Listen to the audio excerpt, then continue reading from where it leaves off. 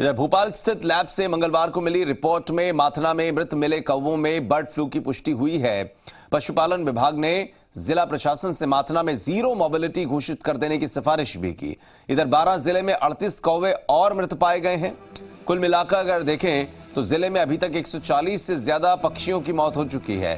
Railway station परिसर में one विभाग की टीम ने मृत कौवों को मौके पर ही नष्ट किया। अभी भी कई जगहों पर कौवे की लगातार मौत हो रही है।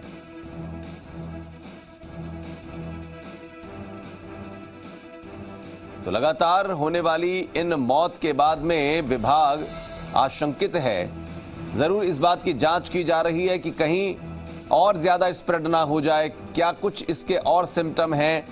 जो तमाम अलग अलग जिलों की बात कही जा रही है, आंकड़े वहां से जो आ रहे हैं उसके हिसाब से कहा जा रहा है कि तैयारियां और व्यापक करनी पड़ेंगी।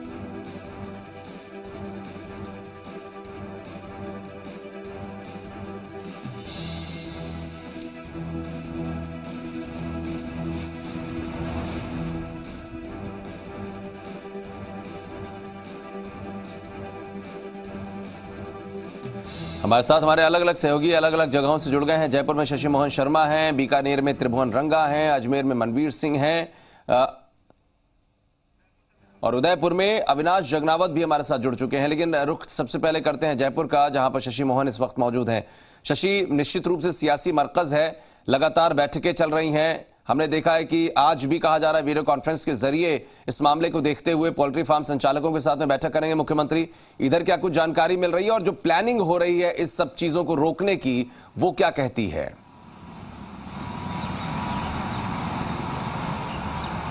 देखिए आशीष, आपने सही कहा, सियासी मरकज में बैठकें तो हो रही है, लेकिन ये मरकज कई जगह परिंदों के लिए मरघट साबित हो रहा है। इस वक्त हम खड़े हैं रामनिवास बाग में, जो अल्बर्ट हॉल के पीछे वाला इलाका है, जहां सैलानी आते हैं।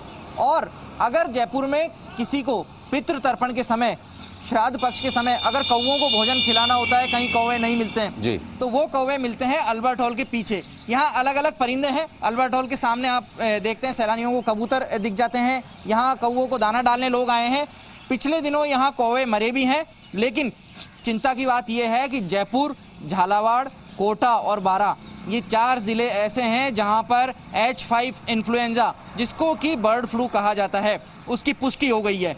सबसे ज़्यादा चिंता की बात यह है, जो लोग नॉन वेजिटेरियन हैं, जो लोग मांसाहार खाते हैं, अगर चिकन और पोल्ट्री के दूसरे प्रोडक्ट में अगर ये बर्ड फ्लू दाखिल हो गया तो एक बड़ा संकट हो सकता है।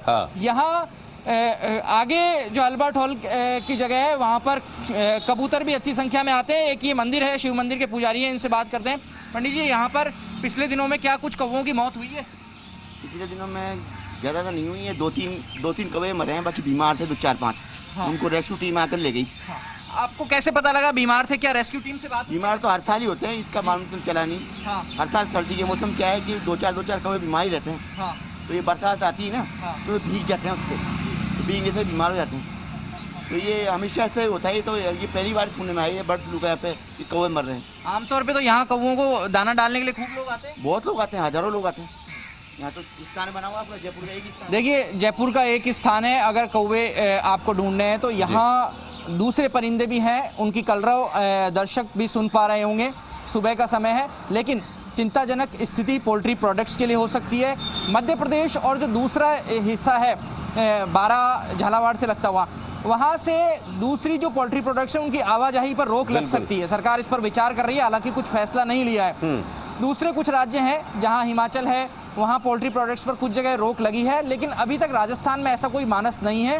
अलबत्ता पोल्ट्री फार्म्स के संचालकों को, मालिकों को ये ज़रूर कहा गया है कि वो अपने मुर्गियों को अलग रखें, बचा करके रखें। बाहर से, वहाँ से जो भी लोग जा रहे हैं, बाहरी लोगों की एंट्री नहीं होने दें, क्योंकि अगर एक बार पोल्ट्री प्रोडक्ट्स में ये बर्ड फ्लू दाखिल हो गया तो पोल्ट्री प्रोडक्ट्स के ऊपर, पोल्ट्री इंडस्ट्री के ऊपर तो बड़ा संकट आ ही सकता है। साथ ही इन परिंदों के लिए भी जान का सौदा होगा, क्योंकि उनको मार करके गहरे गड्ढे में केमिकल डाल करके फिर उनको आग लगा करके और उनको इस तरह दफन करना होता है। इस तरह उनके निस्तारण की प्रक्रिया होती है।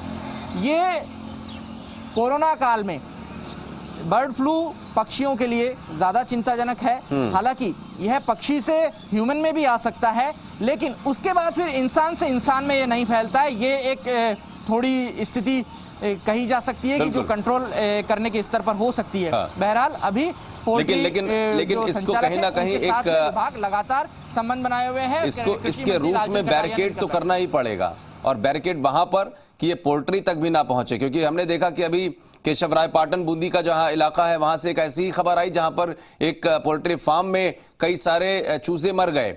तो अब आशंकाएं तो जाहिर की जाने लगी हैं, लिहाजा इसकी जांच भी होनी बहुत जरूरी है, खासकर तब जब बर्ड फ्लू की कुछ जगहों पर पुष्टि हुई है और बहुत अलग अलग जगहों पर कौवों की या अन्य पक्षियों की मृत्यु हुई हो। अजमेर में क्या स्थिति है ये भी देख लेते हैं। मनवीर सिंह वहां पर मौजूद हैं।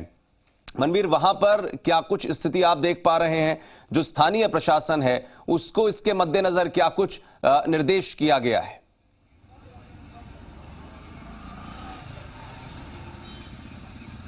देखिए आशीष, अजमेर की अगर हम बात करते हैं तो अभी तक बर्ड फ्लू की आधिकारिक पुष्टि अजमेर को लेकर के नहीं हुई है, लेकिन अगर पिछले कुछ दिनों की हम बात करते हैं तो अजमेर और पुष्कर के अंदर 23 पक्षी मरे हुए पाए गए। उसके साथ साथ उससे पहले ब्यावर के अंदर 10 जो पक्षी हैं वो मृत पाए गए थे, और उसके बाद में एक जो भय का माहौल है वो अजमेर में भी देखने को मिल रहा है। अजमेर में चिंता की सबसे बड़ी बात यह है कि राजस्थान का सबसे बड़ा अगर पोल्ट्री का कोई केंद्र है तो वो अजमेर है। अजमेर से देश की राजधानी दिल्ली सहित कई प्रदेशों के अंदर जो पोल्ट्री के उत्पाद हैं वो जाते हैं। तो सबसे बड़ी पोल्ट्री इंडस्ट्री अगर राजस्थान में है तो अजमेर में है, और उसकी चिंताएं बढ़ने लगी हैं। उसके साथ साथ विदेशी जो प्रवासी पक्षी हैं उनका सबसे बड़ा डेरा अजमेर में अगर कहीं होता है तो अजमेर की आना सागर झील में होता है। और पिछले साल हमने देखा था कि आना सागर की झील के किनारे भी कई कौवे मृत पाए गए थे। तो ऐसी स्थिति के अंदर चिंताएं स्वाभाविक रूप से बढ़ी हुई हैं। अजमेर के जो जिला कलेक्टर हैं प्रकाश राजपुरोहित, वो इस पूरे मामले में संज्ञान ले चुके हैं और बहुत सतर्कता के साथ में और संवेदनशीलता के साथ में लगातार इन सभी मामलों की जो मॉनिटरिंग है वो की जा रही है।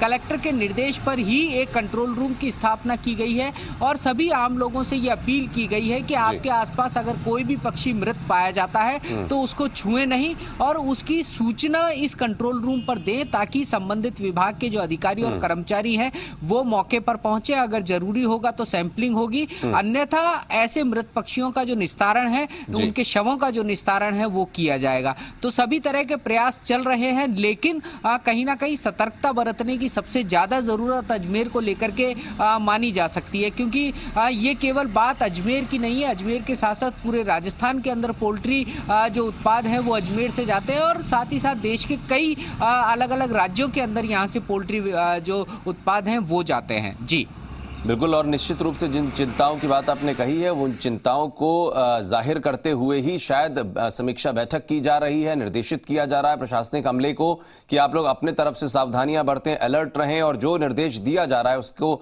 अमल में लाते हुए काम करें। लेकिन जहां तक बात उदयपुर की है, अविनाश जगनावत वहां पर मौजूद हैं।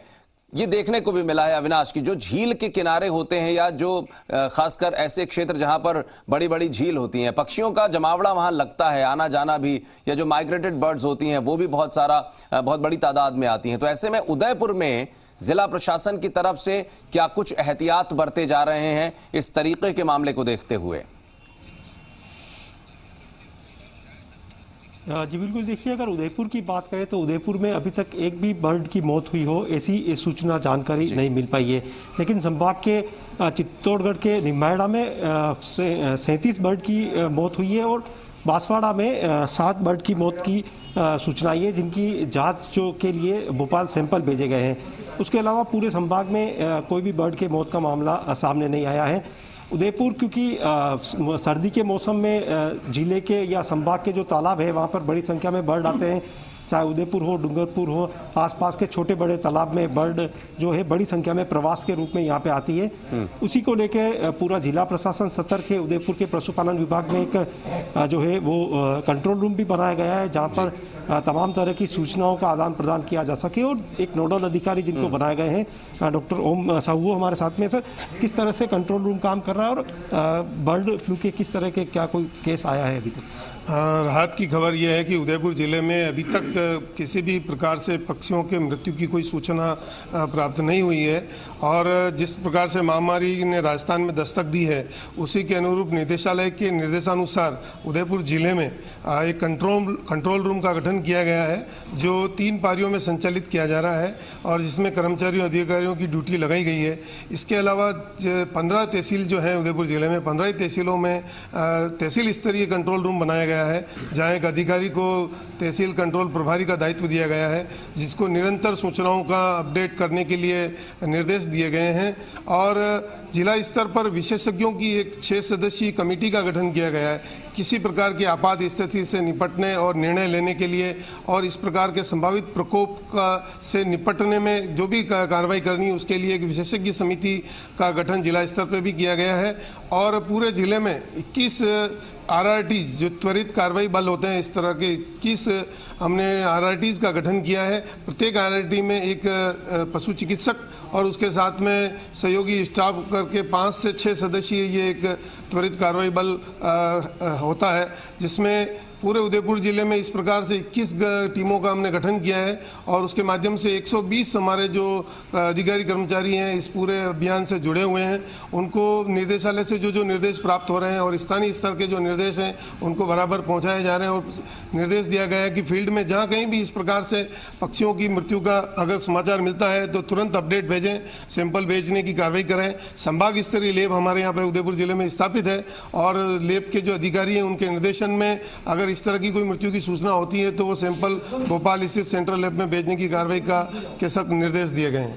बिल्कुल, तो कहा जा सकता है कि जो तैयारी है वो पुख्ता की गई है ताकि किसी तरह का बर्ड फ्लू का केस आए तो ये महामारी या प्रकोप जो है वो ज़्यादा नहीं बढ़े, उसको वहीं पे रोका जा सके, उसको लेके तमाम यहाँ पर तैयारियां पूरी की गई है। बिल्कुल, तैयारियां पूरी की गई हैं और उन तैयारियों को पुख्ता तौर पर अमल में लाया जाए ये भी बड़ा जरूरी है और कहीं ना कहीं दिखाई भी पड़ रहा है। ये अच्छे संकेत हैं कि उदयपुर शहर की बात या जिले की बात है वहां पर ऐसे मामले नहीं आए। वो अलग बात है कि संभाग स्तरीय अगर देखा जाए तो मामले कुछ जरूर नजर आए, लेकिन बीकानेर में स्थितियां क्या बन रही हैं? त्रिभुवन रंगा वहां पर जी मीडिया संवाददाता हमारे साथ जुड़े हैं।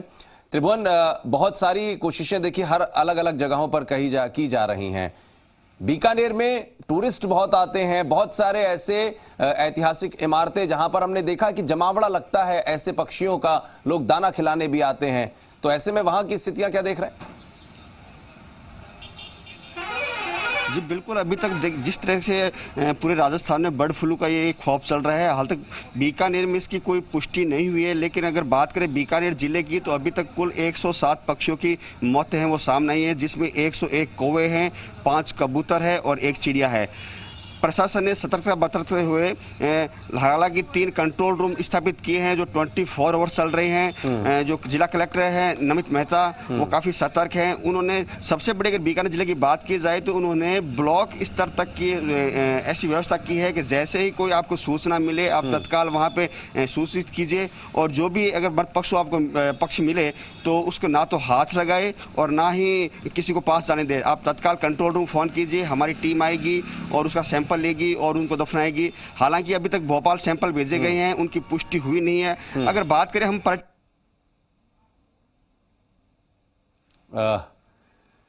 चलिए कोशिश करेंगे त्रिभुवन के पास फिर से जाने की, लेकिन शशि मोहन भी लगातार हमारे साथ बने हुए।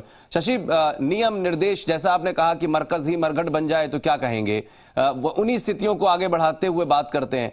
हेल्पलाइन नंबर भी जारी किया गया है, क्या आप लोगों ने ट्राई करके देखा कि हेल्पलाइन नंबर पे फोन उठ रहा है? क्योंकि बहुत बार हमने देखा है इसी तरीके के टोल फ्री नंबर्स या हेल्पलाइन नंबर्स जिन पे कॉल करते रहिए आप, कॉल उठती नहीं है, अगर उठती है तो रिसीव नहीं होती, रिसीव होती है तो रिस्पांस नहीं मिलता।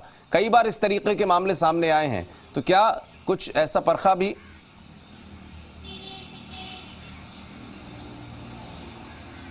देखिए आशीष, अभी तक हेल्पलाइन नंबर से इस तरह की कोई शिकायत नहीं आई है, लेकिन जहां तक सावचेती की बात है, सरकार पूरी सावचेती बरतने की कोशिश कर रही है। ये मैनमेड आपदा नहीं है, मानव जनित आपदा ये नहीं है। पक्षियों में अचानक से ये फ्लू फैला है। हालांकि जो अभी यहाँ मंदिर के पुजारी थे उनसे हमारी बात हो रही थी, वो बता रहे थे हर साल यहाँ 3-4 कौवों की मौत हो जाती है। ये बारिश का जो समय होता है, मावठ जो आती है सर्दी में, उस बारिश में भीगने के बाद में कौवों को कई बार ठंड लग जाती है। जो मेडिकल एक्सपर्ट हैं, डॉक्टर्स हैं, वो भी ये बताते हैं कि बारिश के बाद सर्दी की बारिश के बाद जो ठंड लग जाती है कौवों को, उस सर्दी से मौत हो जाती है। लेकिन यहाँ अलग अलग पक्षी हैं और यहाँ पिछले दिनों 2-3 कौवों की मौत ज़रूर हुई थी और उनके सैंपल भेजे गए हैं।